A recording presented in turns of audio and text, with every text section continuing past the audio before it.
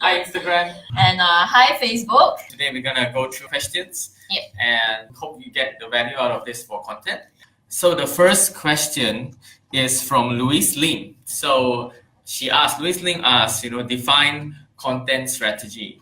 So Audrey, can you tell us how do we sort of define content strategy? It's a term that came out not too long ago. Yeah. Content has been around for a long time, but as a marketer, how do we define content strategy? I think for me it's very simple. When it comes to content, it's all about creating value. And when you're creating value, you need to think about your customer avatar. You just think about how their journey is like, right? Because for example, if my customer avatar is someone who, and just think about someone who is probably getting married. Yeah. So they have a journey. It really depends on how what am I offering and what journey I'm trying to look into. Is this person just got engaged, or is this person looking for a wedding band? You see, there is a lot of a journey for them to move on from someone who's preparing for their wedding to the point of time where they're getting married. And even after they get married, let's just say if I am a jewelry company, I would want to think about their anniversary and so on and so forth. So there is a journey altogether. So I think when it comes to content strategy, I think that's something you need to look into. Yeah. For me, content strategy is quite a big thing. It involves from the creation to the scheduling to the planning of the distribution of the content. So definitely. It also involves the resources that you have, like how big is your team.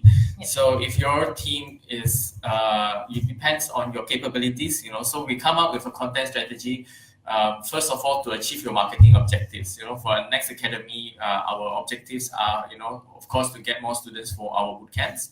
So it's all about how you tie in to your objectives and how you manage your resources, and also how are you going to plan from creation to publication to distribution. So strategy involves a lot of things, and later we'll go on to distribution. So you need to know what is the timeline when it comes to creation, from creation to distribution. So you manage sort of your resources to see how are you going to achieve your objectives.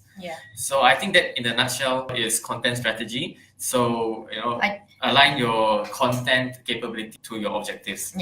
I think Jeremy Teo also asked, what is the best approach when it comes to developing content strategy? Just like what both of us just said, I think that pretty much answers that as well. Definitely thinking about whatever in your company, what resources do you guys have, and also think from a customer journey point of view. Customer journey point of view, just to elaborate, is you want to first introduce what are the benefits of the product, to introduce your brand. So there's content is so broad that you can create content out of anything.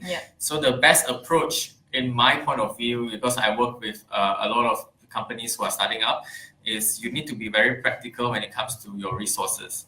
Like if you have like a 10-person team to a 3-person team, it's very different, right? It's very different. Very different approaches when it comes to your content distribution and also your creation of your content.